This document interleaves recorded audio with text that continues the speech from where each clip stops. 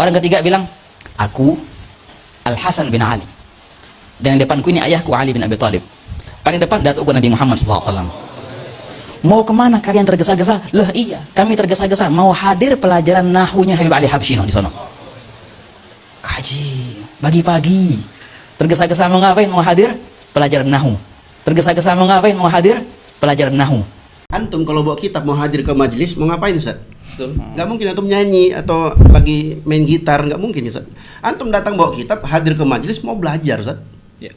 Jelas itu. Orang yang cerdas, saya yakin antum cerdas.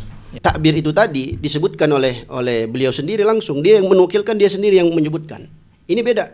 Habib yang bercerita tentang tentang mimpi tersebut, Ustadz Faris yang ya sibuk untuk membelanya begitu. Ente ngikuti Al-Quran tapi nggak ngikuti habaib, ente juga sesat. Goblok.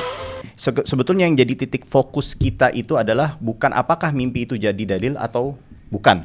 Yang jadi fokus adalah yang kita ketahui bersama bahwasannya beberapa waktu yang lalu ya, dan kita mengetahui ada konten dari Mas Heri Pras yang dimana beliau memberikan ya, Anda memberikan reaksi mengenai satu mimpi yang dimana mimpi tersebut melihat adanya Nabi Muhammad SAW, Sayyidina Ali bin Abi Thalib dan juga Sayyidina Al-Hasan bin Abi Thalib ya, menghadiri majelis seorang Habib yang notabene Habib tersebut mengajarkan ilmu nahu.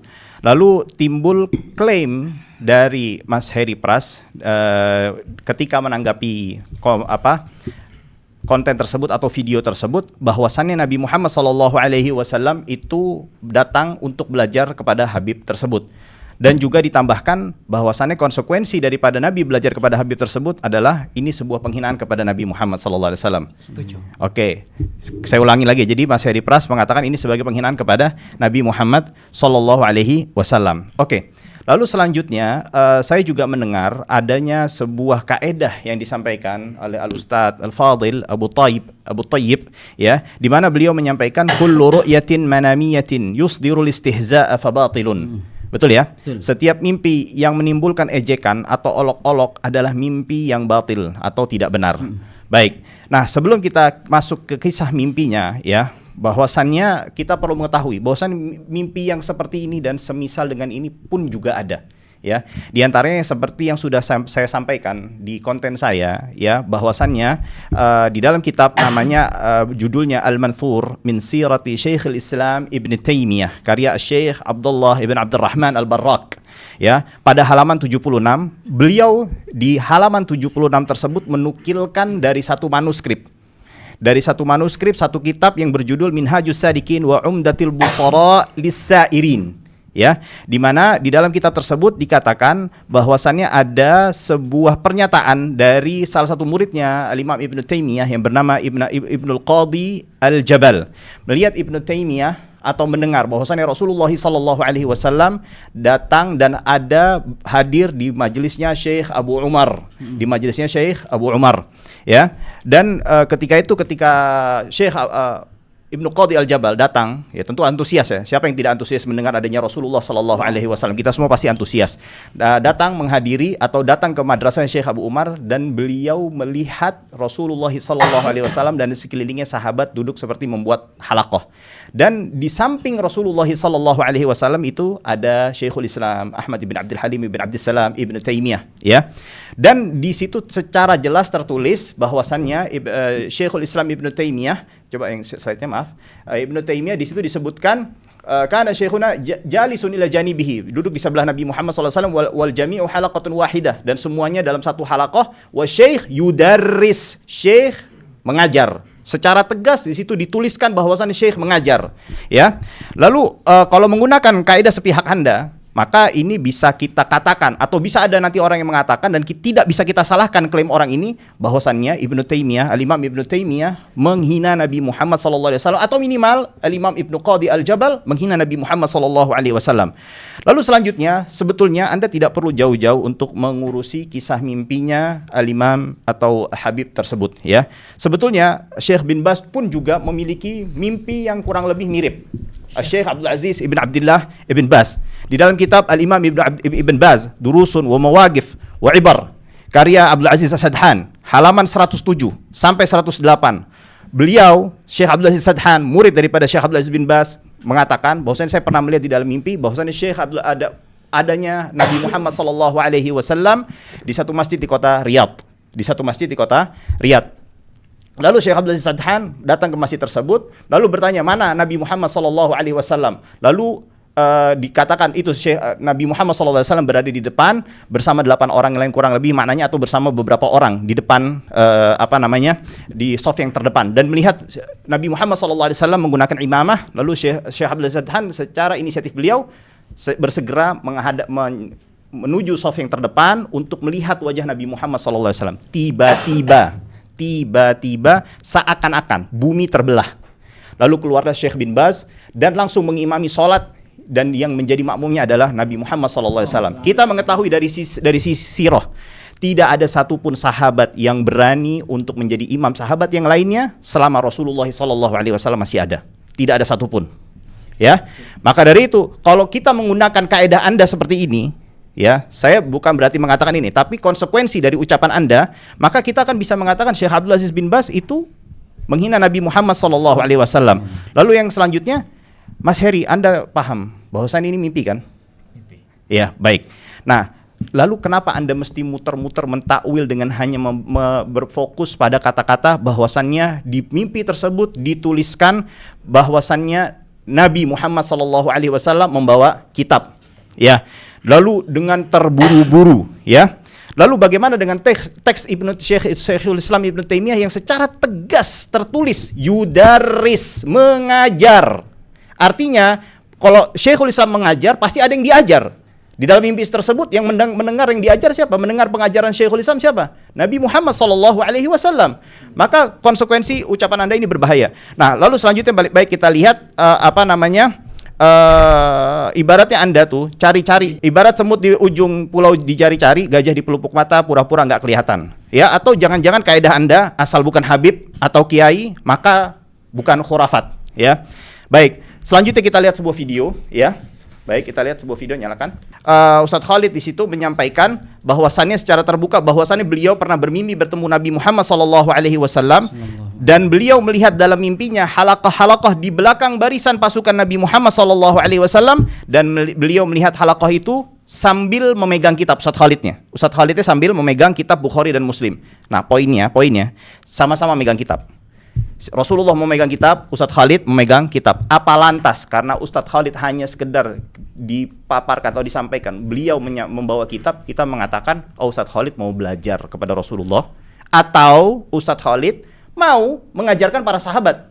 Karena kala itu Rasul mengatakan, silakan Khalid, Anda ke belakang, ya, ikut barisan saya. Lalu beliau masuk. Apakah lantas karena cuman membawa kitab lalu kita bisa mengatakan Ustadz Khalid imma mau mengajar sahabat atau mau belajar kepada sahabat?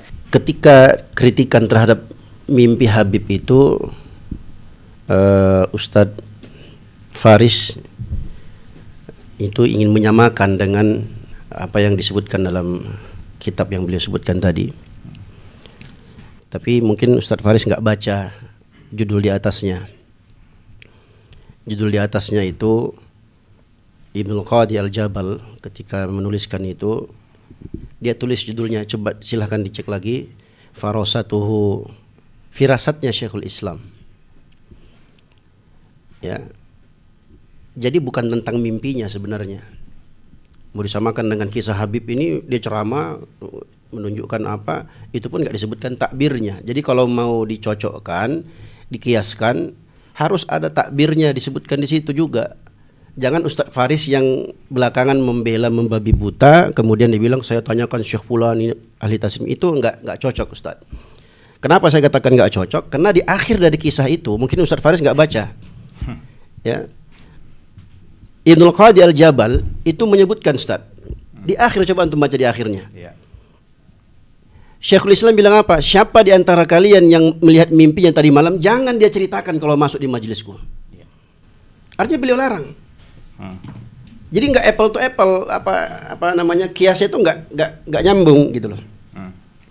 Ya, kemudian yang kedua tentang kisah Syekh Syuyukhina Syekh Abdul Aziz Sadhan hafizahullah, ya, menukilkan kisah dari Syekh dari guru-guru kami, Syekh Abdul Aziz bin Baz rahimahullahu taala,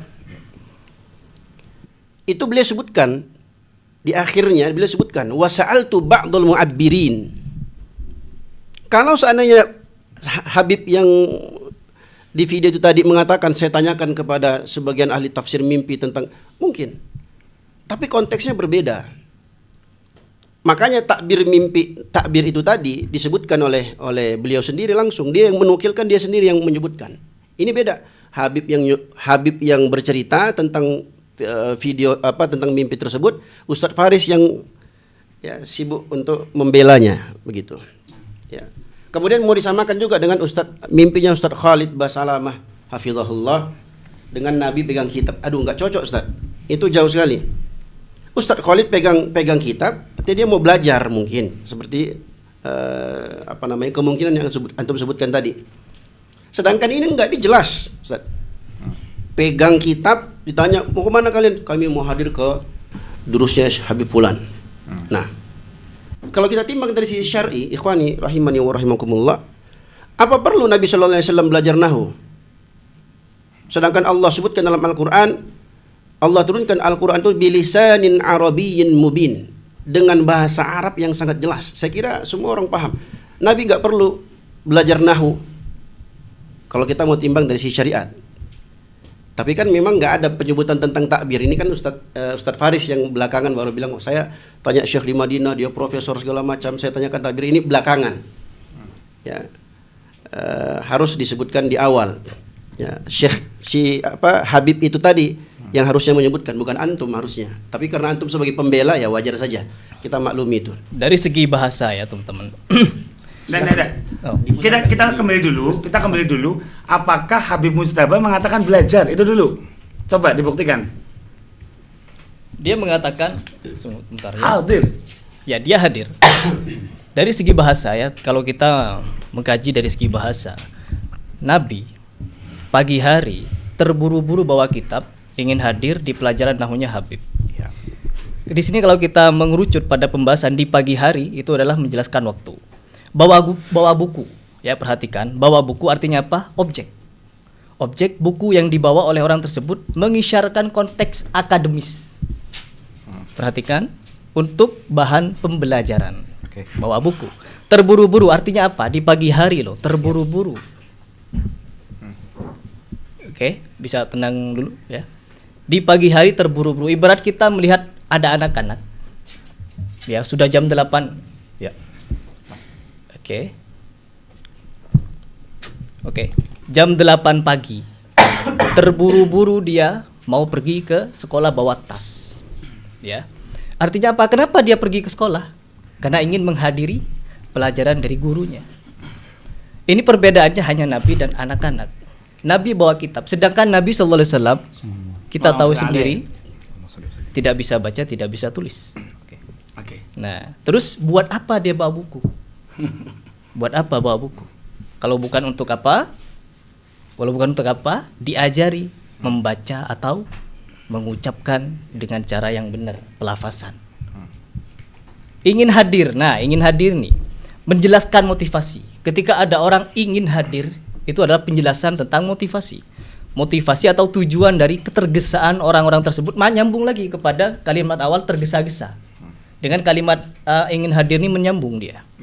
Yaitu agar bisa mengikuti kelas atau pelajaran yang diadakan oleh Habib tersebut. Jadi di sini dari segi bahasa, meskipun tidak ada kata-kata belajar, tetap tujuannya ingin belajar. Dan ini bukan cuma satu-satunya. Perendahan kepada Nabi sallallahu alaihi wasallam bukan cuma satu-satunya. Ya, kepada ulama keempat imam mazhab diceritakan bahwa saya ini tidak pantas belajar kepada Habib. Yang pantas itu Imam Ahmad, Imam Malik, Imam Hanafi. Saya aja dibilang begini, ente nggak pantas ya Hasan jadi murid saya. Yang pantas jadi murid saya Imam Syafi'i, Imam Hanafi, Imam Malik. Coba siapa yang berani ngomong seperti ini kalau beliau bukan orang besar? Unyil. Ente ngikuti Al-Quran tapi nggak ngikuti habaib, ente juga sesat. Goblok. Bahkan ada pengakuan sendiri dari Habib bahwa Imam Syafi'i, perhatikan, Imam Syafi'i itu tidak apa-apa, Pak. Tidak ada apa-apa. Mohon maaf, dibanding- waktunya habis. Itu melebar. Mohon maaf, waktunya. Itu melebar kemana-mana. Waktunya habis. هذا يقولون الشافعي يعني في الظاهر أما في الباطن ففوق الإمام الشافعي. Nah, dikatakan bahwasanya Al-Habib Ahmad bin Zain ini seperti Al-Imam Syafi'i di dalam ilmu zahir. Adapun di dalam ilmu batinnya, di dalam kewaliannya jauh di atas Al-Imam Syafi'i. Ya, jadi memang di antara beberapa ceramah yang demikian itu melebar kemana-mana. Kita fokus ke mimpinya Habib Ali Al-Habsyi. enggak, kita membahas masalah kebiasaan merendahkan. Sebentar, mohon maaf. Merendahkan. Mas Heri, sesi antum sudah habis. Ya, untuk menanggapi. Barusan beliau katakan ya itu bukan khurafat atau Habib yang bawa kitab tadi katanya disamakan dengan apa namanya Syekh bin Bas memimpin sholat. Terus beliau bilang nggak ada sahabat yang berani maju jadi imam sholat. Ada Ustadz Abdurrahman bin Auf. Ya. Antum mungkin tidak pernah baca. Anda Ya. kurang tepat bahwa. Kemudian silakan dicek. Kemudian siapa? Abu Bakar As-Siddiq radhiyallahu anhu. Walaupun itu dilemahkan riwayatnya oleh Al-Hafidz Ibnu Hajar Al-Asqalani rahimahullah. Ya kalau antum katakan nggak ada ya muskil. Jadi gimana dengan kisah sahabat Abdurrahman bin Auf? Jadi itu nggak ada korelasi. Itulah yang saya katakan tadi. Jadi Ustadz Faris ini mati-matian membela Habib tadi karena konotasi dalam video Habib itu ya jelas. Memang oke, nggak ada kata belajar. Nabi SAW mau hadir di majelis bawa kitab. Kita sudah paham. Antum kalau bawa kitab mau hadir ke majelis mau ngapain Ustaz? Betul. Nggak mungkin antum nyanyi atau lagi main gitar, nggak mungkin Ustaz. Antum datang bawa kitab hadir ke majelis mau belajar Ustaz. Ya. Jelas itu. Orang yang cerdas, saya yakin antum cerdas. Ya. Nah, jadi jangan lari kemana kesini kemana. Apa namanya kias yang kita gunakan itu dalam rangka untuk membela. Sebenarnya kalau saya lihat pribadi, wallahu a'lam, ini bukan masalah kritiknya Harry Pras atau bukan Harry Pras. Tapi karena yang dikritik ini adalah seorang Habib. Makanya terbalik kalau Gus Ajir mengatakan oh ini apa namanya bukan kiai, kalau yang penting bukan kiai, yang penting bukan Habib, pasti nggak apa-apa. Nggak gitu juga. Saya nggak mengatakan. Kalau kita sebentar, kalau mau disama-samakan ini, saya minta satu fakta aja nyata. Ada nggak sih? Saya nggak tahu nih, saya bertanya. Ada nggak antum pernah dapatkan salafiyin ahlus sunnah wal jamaah ya, yang dalam ceramahnya ceritanya itu mimpi seperti contohnya Syekh bin Bas. Coba sebutkan satu ustadz salafi di Indonesia yang menceritakan kisah Syekh bin Bas ini dari Syekh Sadhan ini dalam ceramahnya. Ada nggak Ustaz? Saya nggak pernah dapatkan itu. Karena yang saya tahu mereka kalau ngajar hadis, Al-Quran, hadis, kaul ulama, Al-Quran, hadis seperti itu. Jadi nggak ada tuh cerita-cerita mimpi kemudian ini begini dan begitu. Bukan kita melarang juga, ya bisa-bisa kalau mau cerita silahkan cerita. Tapi karena cerita ini di media sosial, kita sekarang hidup di era digital, kita sudah bisa melihat. Jadi orang bisa menanggapi itu, termasuklah Harry Pras. Saya lihat begitu. Karena dulu, kalau mungkin dulu kita sebelum kenal dunia YouTube ini, kita kan nggak tahu mungkin para habaib dulu mereka cerita. Saya bisa Ustaz, saya datangkan beberapa kisah-kisah yang ada di kitab-kitab teman-teman sendiri. Kitabnya para habaib. Buka saja. Kitabnya para habaib. Tapi ini waktunya mungkin kurang. Nanti kita masuk di bab tabaruk aja nanti. Ya. Sampai ada sebagian mereka disebutkan siapa namanya? Baswedan juga dia, tapi bukan antum saja. Itu subhanallah dikisahkan sampai kisahnya itu para habaib ini dianggap sebagai orang yang suci, sampai kotorannya pun dianggap suci juga. Kalau nggak salah namanya Ahmad bin Abdullah Baswedan. Ya, tapi bukan antum saja, mohon maaf. Kami bisa tunjukkan beberapa seperti dalam kitab Tadhkirun Nas bima wujida minal masail fiqhiyati wa ma ta'allaqa biha fi majmu'i kalami sayyidina al-habib al-imam al-arif billahi wad-dali alaihi jami' asrar aslafil a'immatil akyasi Syihabuddin wa barakatil muslimin al-alamil nibras Ahmad ibn Hasan ibn Abdullah al-Attas. Ini ditulis oleh Abu Bakar al-Attas ibn Abdullah ibn Alawi Mohon maaf, bin Zain al-Habsyi. mohon maaf, saya potong sebentar. Ini bab tabaruk atau? Bukan. Enggak, masih Ini bukan. sekilas saja. Masih di bab menghibur. Ini Ya. saya pause ya. Ini silakan dilanjutkan. Ya, jadi terkait dengan kisah-kisah, cerita-cerita, kisah-kisah mimpi segala macamnya. Artinya kan Gus Ajir dan Ustadz Faris ini kan sedang membela begitu. Kami ini kan mendengarkan hal-hal seperti ini agak gimana gitu ya. Apalagi kita di era digital, kita bisa lihat videonya dan semua orang bisa tahu. Kalau Gus Ajir marah, itu diedit segala macamnya. Pertanyaan saya begini, Gus Ajir benar nggak Habib itu ngomong gitu? Siap. Enggak, kalau seandainya saya tanya begitu, di videonya Harry Pras, benar nggak Habib itu ngomong begitu? Itu kan kita bisa lihat videonya. Contoh, saya kasih contoh di kisah yang disebutkan dalam halaman 35. Ya, Habib yang bermimpi ini atau dia Ustaz, mohon maaf. mengatakan, Su'ila Syekh Ahmad, saya bacakan teksnya. Mohon maaf, waktunya habis. Habis?